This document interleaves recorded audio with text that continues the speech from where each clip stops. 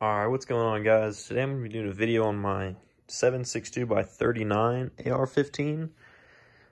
This is kind of a first impressions after my first day at the range. This will also be covering my KP15 lower receiver, the What Would Stoner Do project polymer lower that was experimented with. I guess we'll just get started right up here. I'll start with reliability and functionality. If I had issues, what they would have been.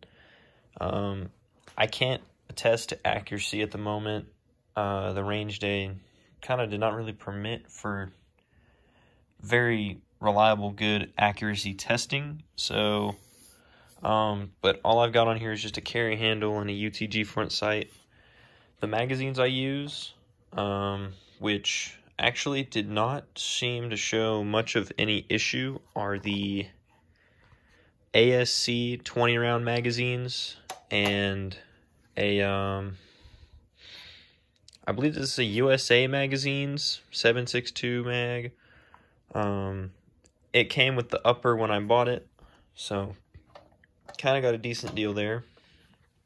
All of those magazines did function without issue as far as feeding reliably.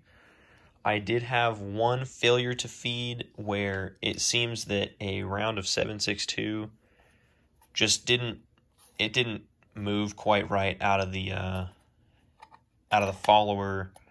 So I couldn't give you an exact reason. Essentially, the round got bound up between the magazine and the receiver.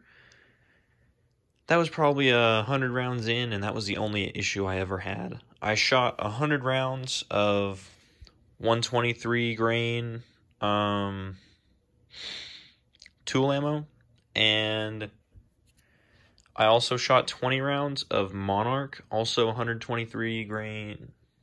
I think that's grains. Steel case, polymer coated. All of those rounds functioned perfectly fine. Actually, the first round, one of those earlier of the Monarch might have been what gave me problems. But I have not shot this enough to attest to, extreme durability. But what I can say is that it functioned properly for the most part. This is the first AR I've ever built, or at least assembled myself. I learned lessons with it for sure. And I'm continuing to learn as I build it up, make it a decently reliable firearm. The only thing I really did as far as upgrades is I took the free float handguard that I had off and I replaced it with a free float quad rail from Monstrum. And just a couple of rail covers here. I guess digging into the internals, you can see down here,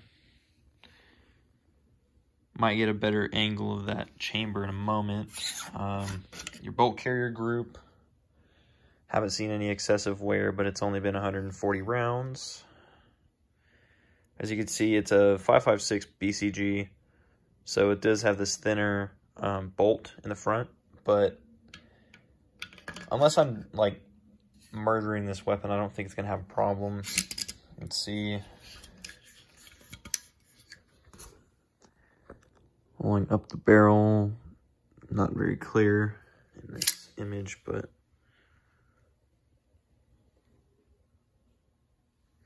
not much to see. That's kind of pointless, I guess. But overall, upper functioned reliably.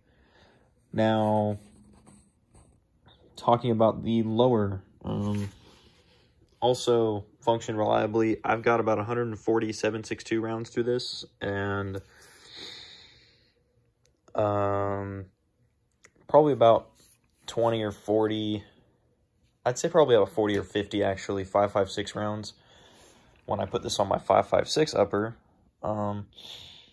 So it was mentioned in the pamphlet I got with the lower receiver that I should check the buffer tube back here after the first range seating, just to make sure that there's no extra shavings of polymer in there, and I never found any, so that's pretty good.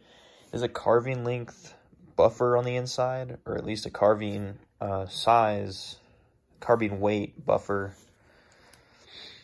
So that actually worked. I've never shot a 7.62 by 39 rifle before, so I don't know what the recoil is exactly supposed to be. I don't know what it would be like in an AR with a rifle length gas system or something, but this is carbine size, and it did fine, perfectly fine.